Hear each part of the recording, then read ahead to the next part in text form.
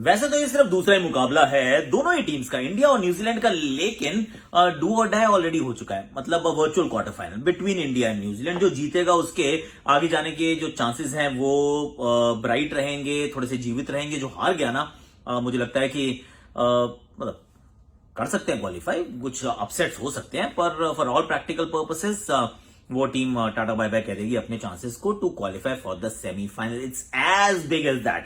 यानी कि केन वर्सेस कोहली, यानी कि फायर वर्सेस आइस के बीच में मुकाबला। पर सवाल क्या रहेंगे? क्या ईशान किशन को खिलाना चाहिए? क्या हार्दिक पांड्या की अभी भी जगह बनती है? क्या रविचंद्रन अश्विन के बारे में सोचे तो फिर लॉर्ड ठाकुर का क्या? ये बड़े सवाल रहेंगे। अब अगर शाहिन शाह अफरीदी ने तंग किया तो क्या वो ट्रेंट बोल्ट भी भारतीय बल्लेबाजों को तंग कर सकते हैं? That's the thing that you are thinking, right? लेकिन न्यूजीलैंड की भी तो कुछ कमजोरियां हैं ना, कुछ खामियां हैं। अगर हम पहला मैच हारे हैं तो भैया पहला तो आप भी हारे हैं। अब वहां से कैसे निकल के आएंगे, इसमें देखने लायक बात होगी। पर कल के मुकाबलों में कुछ अजब गजब हुआ है मेरे विचार में। England definitely are going to top the group, और मुझे तो लग रहा है फाइनल तक पहुंच भी जाएगी ये टीम। बहुत मुझे स्ट्रॉन्ग फीलिंग आ रही है कि England is going to get through to the finals. Unbelievable ये क्रिकेट खेल रहे हैं। ऑस्ट्रेलिया को एकदम नेस्ता नबूद कर दिया, एकदम रफा दफा किया है। और दिन के मुकाबले में भाई South Africa have kept their hopes alive. एक टाइट मुकाबला था। अंत में भाई if it is in the arc it goes out of the park, if it is in the V it goes to the tree. भाई killer Miller is back. Rabada ने भी छक्का लगा दिया। वो मुकाबला साउथ अफ्रीका जीता। और मेरा आपके लिए जो आज का ट्रिविया है वो ये है कि भाई वो कौन सा ऐसा गेंदबाज है जिसने सबसे ज्यादा विकेट्स लिए हैं in all India New Zealand encounters? Most wickets by a bowler in all India New Zealand T20 eyes. I mean, it's interesting. Mutual fund सही है प्रेजेंस आकाशवाणी। म्यूचुअल फंड सही है प्रेजेंस हैशटैग आकाशवाणी में आप सभी का स्वागत है। और इंटरेस्टिंग ये मुकाबला है। इंटरेस्टिंग इसलिए कि देखिए कई सारे पहलुओं पर चर्चा होनी जरूरी है कि न्यूजीलैंड से हम कभी मतलब कभी जीते नहीं है। भाई जीता तो हमसे पाकिस्तान भी कभी नहीं था। इंग्लैंड भी नहीं जीता था, मतलब वेस्ट इंडीज से। पहले इंग्लैंड ने वेस्ट इंडीज को हरा दिया, पाकिस्तान ने हमको हरा दिया। तो न्यूजीलैंड से अगर हम आज तक नहीं जीते तो हम न्यूजीलैंड को हरा देते हैं। I mean I like it that way. अगर ऐसा हो रहा है तो होने दीजिए, क्योंकि इतिहास का क्या है? देखिए इतिहास या तो अपने आप को दोहराता है या फिर आज की तारीख जो है वो एक नया इतिहास रचने का आपके पास मौका रहता है। तो उस मौके का मैं इंतजार कर रहा हूं। भारतीय टीम का उस दृष्टिकोण से मैं इंतजार कर रहा हूं। दुबई के मैदान पे ये बात तय है कि जो शाम के मुकाबले रहते हैं जैसे भारत का है, यहां पर चेस करना आसान हो जाता है। पहले बैटिंग करना थोड़ा मुश्किल रहता है। ड्यू आए या ना आए, द फैक्ट इज कि जो टीम चेस कर रही है वो लगातार जीतती आ रही है। तो टॉस जीत के तो भैया गेंदबाजी आपको करनी है, उसमें कोई डाउट नहीं। लेकिन अगर टॉस हार गए तो क्योंकि ये वाली बात याद रखिए, टॉस आपके हाथ में नहीं है। पर टॉस हारने के बाद अगर आपको पहले बैटिंग करनी पड़ जाए तो व्हाट इज द डिफिकल्टी? मतलब उसके बाद भी कोई फॉर्मूला होना चाहिए ना जीतने का।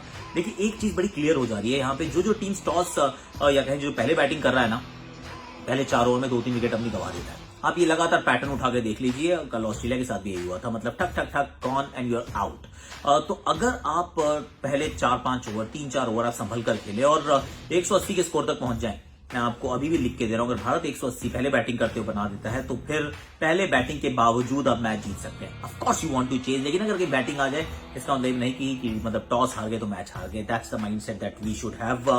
इंडिया के लिए जो महत्वपूर्ण चीजें देखिए, नहीं जीते हम T20 आइज, मतलब कि आप वर्ल्ड कप में ही नहीं जीते हैं ना, मतलब हम तो न्यूजीलैंड के साथ। लेकिन अगर हम पिछले कुछ मुकाबले उठाकर देखें, पिछले 5 में से 5 जीते हम उनके घर में जाके हराए थे यार।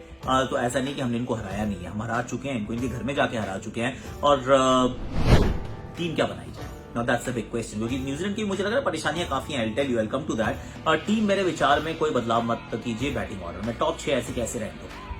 सिर्फ एक चीज रखिए कि सूर्य को ऊपर भेज दो और ऋषभ को 5 में भेज दो। That's the only change I would expect from the team. और बाकी जो टीम है उसको वहीं के वहीं रखिए, 6 को मत बदलिए। हार्दिक पांड्या को जरूर खिलाइए। बॉलिंग वो अभी भी नहीं करेंगे, मतलब अगर आप सोच रहे हो कि बॉलिंग कर लेंगे, बॉलिंग वो अभी भी नहीं करेंगे। पर ईशान किशन की जो टेम्पटेशन है ना, उसको अभी जरा बस्ते में बंद कर रखना चाहिए, क्योंकि बहुत जल्दी हो जाएगा नहीं तो यार। जड्डू एट 7 और 8 नंबर पे अगर वरुण चक्रवर्ती नेट में ठीक ठाक बॉलिंग कर रहे हैं ना, please continue with him. May not bat at 8, वहां पे आप किसी और को ले आइए, पर वरुण चक्रवर्ती को एक मैच के बाद प्लीज बाहर मत कीजिए। न्यूजीलैंड के बैट्समैन केन को छोड़ के किसी ने उनको खेला नहीं है ज्यादा, तो फिर आप उनको वहां पकड़ सकते हैं।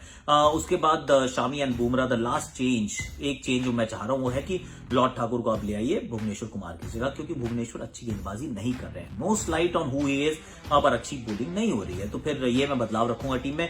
न्यूजीलैंड की जो समस्याएं हैं, जैसे कप्तान का फॉर्म एशिया में बिल्कुल एब्सोल्युटली एब्सेंट रहता होता ही नहीं है। साथ में डैरन मिचेल होंगे, मतलब उनसे आपको खौफ लगना नहीं चाहिए। केन विलियमसन वो चलते हैं, वो इस टीम की धुरी हैं, पर उनके इर्द गिर्द अगर आप पाएंगे तो आप पाएंगे ग्लेन फिलिप्स को, आप पाएंगे टिम साइफर्ट को, मतलब Devon Conway is not a T20 rockstar, right, और Tim Seifert is an opener, is batting down the order. Bowling के अंदर भी Jimmy Neesham is your 5th bowler. तो मेरे विचार में तो इस सोडी, मिचेल सैंटनर, भारतीय टीम का पलड़ा भारी है यार। अगर भारत अपने पोटेंशियल पे खेलता है ना तो Bharat should win this game, is what I feel. और कोहली से मैं बड़ी बारी की उम्मीद कर रहा हूँ। रोहित शर्मा, अगर रोहित शर्मा चल गए ना, सिर्फ रोहित इज क्रिटिकल। अगर वो शुरू में ट्रेंट बोल्ट को संभाल लिया नई गेंद से तो मुझे लगता है रोहित अच्छा करेंगे। अगर रोहित अच्छा करते हैं भैया इंडिया पक्का जीतती है।